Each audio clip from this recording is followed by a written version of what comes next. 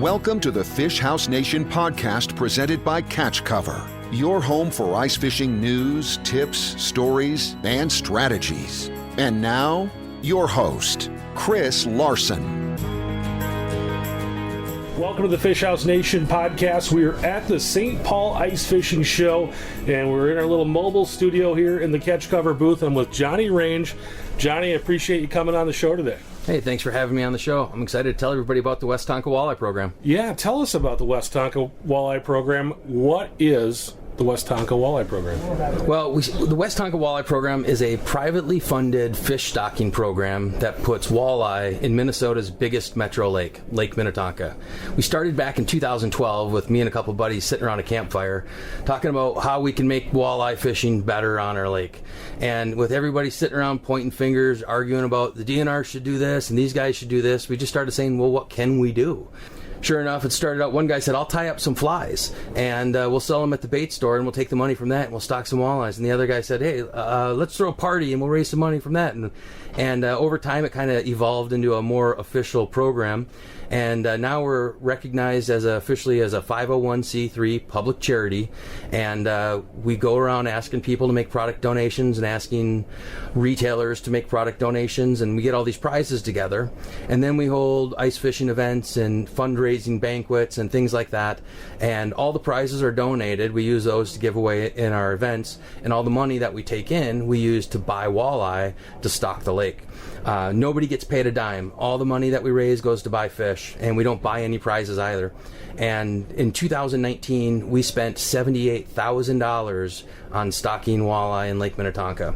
And these fish that we stock are larger than what the DNR normally stocks. Most of the DNR stockings are done with fingerling-sized fish, meaning a fish the size of your finger, maybe 3 to 5 inches. We try to find a walleye that's between 8 and 13 inches. That larger size fish has a much better chance of avoiding predators and growing to a harvestable size of about 16 inches. So a real good sized fish you guys are putting in the lakes. Why is it important to stock Lake Minnetonka? Why can't that reproduce naturally? Well, that's exactly it. Natural reproduction is what Lake Minnetonka is challenged with, and this is true for all of the other metro lakes around here as well. The DNR knows that there's very little natural reproduction on metro lakes, and they estimate it's as less than 5% of the walleye come from natural reproduction. The way they're able to measure that is every other year or every third year, they'll go out and they'll do gill netting in these specific locations around the bays and all the different bays on the lake. They do a 24-hour gill net and they sample to see how many pounds of walleye get caught in that net and how many walleye and how many pounds of walleye. And then they come back 2 weeks later, they repeat that same 24-hour test in those same exact locations to kind of average it off. And they've been doing this for 30 years.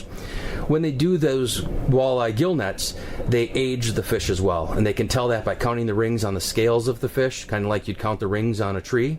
And there's also a bone in the head of the walleye that tells them how many year old the fish is. And they've determined that less than 5% of the fish were born on odd years, and the DNR's only stocked on even numbered years for the last 30 years, so any fish that are on odd years are natural reproduction. So we know there's very little natural reproduction, so if we want walleye in the lake, we've got to stock them. And the DNR is doing the best they can with their budget. You know, they're maxed out and they stock about 6,500 pounds of walleye every other year.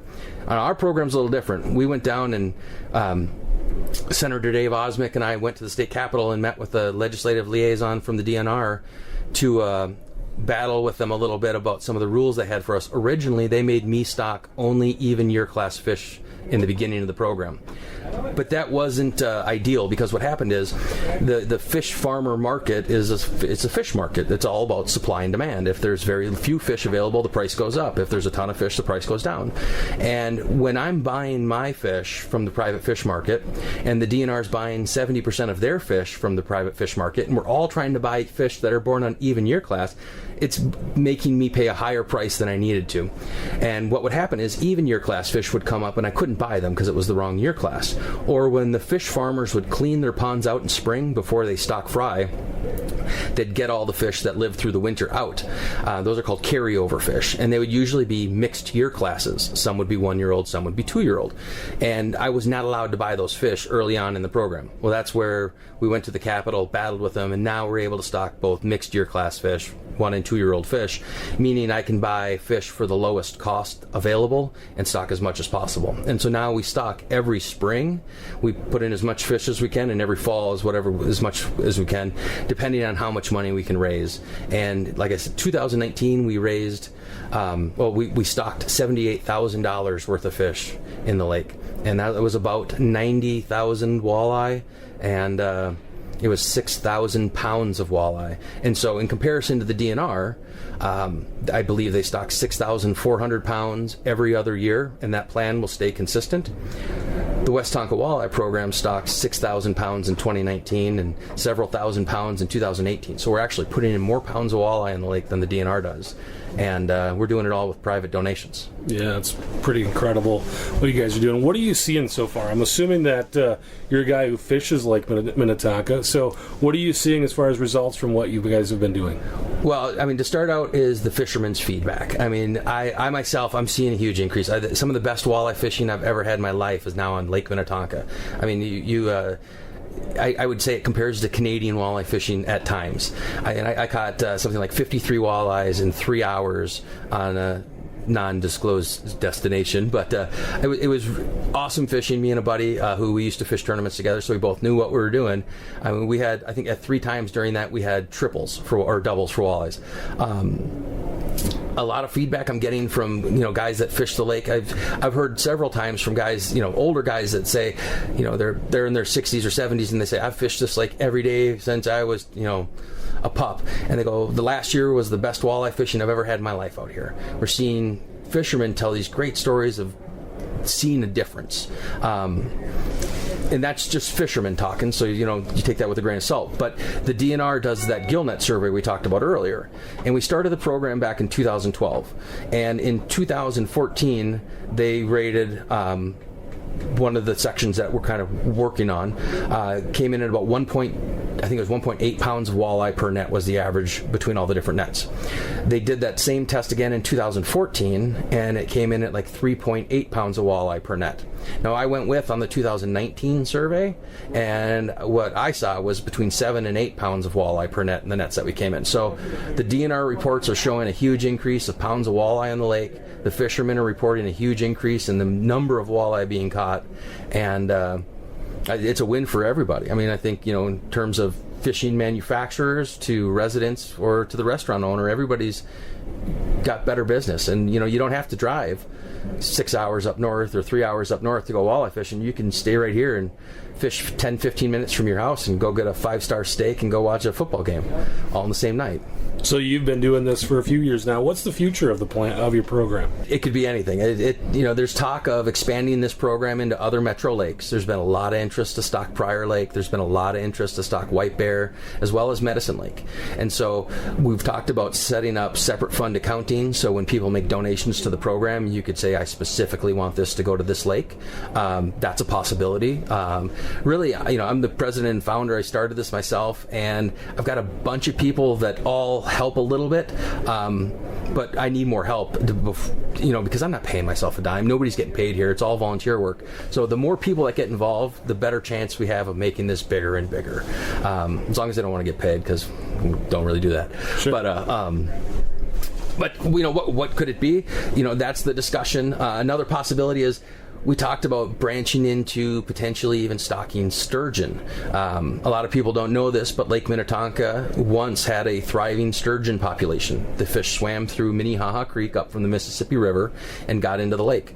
Over the years, the Minnehaha Falls has evolved, and in Edina, a 12-foot waterfall was built, the Edina Mills Falls, and the fish can no longer come from the Mississippi River into Lake Minnetonka. And in the early 1800s, there was a big caviar boom. Any sturgeon that were found were killed and over-harvested. The fishermen didn't like them because it destroyed their fishing nets and their equipment. So in the history books, they talk about killing off all the sturgeon.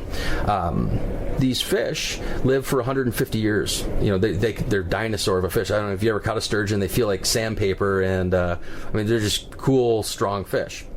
And they could, and I guess to prove that we had them in our lake, earlier this year there was a guy that was scuba diving in Gray's Bay, and he videotaped a giant sturgeon swimming.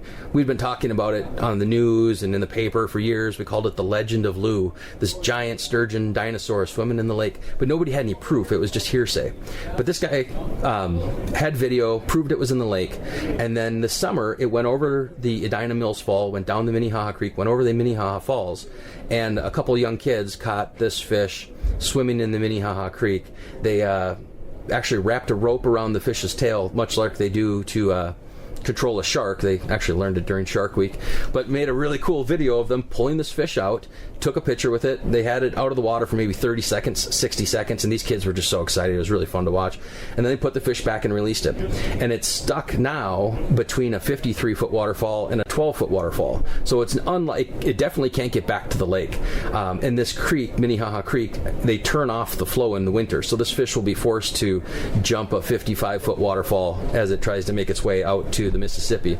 But to bring it back to the walleye program, this proves that Lake Minnetonka once had sturgeon, and as recently as earlier this year, another sturgeon was there. And since we're stocking walleye and bringing the lake back, we talked about what if we stocked sturgeon and brought it back. And that's interesting to talk about because sturgeon are one of the few species that have evolved to eat zebra mussels. And it's very well known that we've got a massive zebra mussel problem in the lake. So if we could stock some sturgeon in the lake, maybe they'd help fight the battle against zebra mussels, and it'd be cool to bring back the dinosaurs. Yeah, that would be cool. Who are some of the companies you guys are working with? Who's helping you out on this? In terms of vendors, it's just about everybody at the show right now is donating in some capacity, whether it be an ice house to an auger to some shirts to fishing lures to fishing poles. Just about everybody who makes custom poles usually makes their top-of-the-line ice rod and their top-of-the-line summer rod, and they'll write Westonka Walleye Program 2019, and we'll give those away at our fundraisers. And the list is pretty big, and it's not just fishing companies. A lot of the people in the community are just passionate about the lake, or they're passionate about fishing, and some of the companies are donating really nice prizes that have absolutely nothing to do with fishing. So if you come to our fundraisers and you think you've got all the stuff in the world that you want, when you get there you might find there's some really cool stuff that you didn't know you needed until you saw it. Is there something about your program that you want to get across that I didn't ask you about? A lot of people have donated with financial help or donated with product donations, but the one thing I really want everybody to know about, and they can help if they weren't able to donate with finances and products, is we're asking for people to honor a Westonka Walleye Program voluntary sportsman slot. So it's a Minnesota state regulated water. There are no special regs for walleye on Lake Minnetonka, but we're stocking them as big as 13 inches. So we're asking people, let these fish go that are smaller than 16 inches.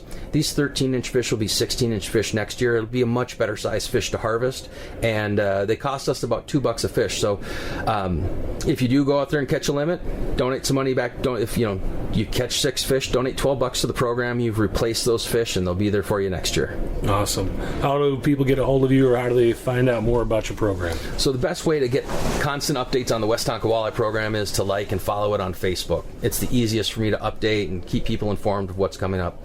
I've got a friend who helps out with the website, which is 472fish.org. We keep a lot of information on there, but again, it's not nearly as updated as Facebook is. Awesome. Johnny, thanks for doing the program. Thanks for doing our show. Really appreciate it, and hopefully this will get the word out to some more people that can help you guys out. Thanks for watching the show today, and we will talk to you next time. Thanks for listening to the Fish House Nation podcast presented by Catch Cover. For more ice fishing content, visit our blog at catchcover.com.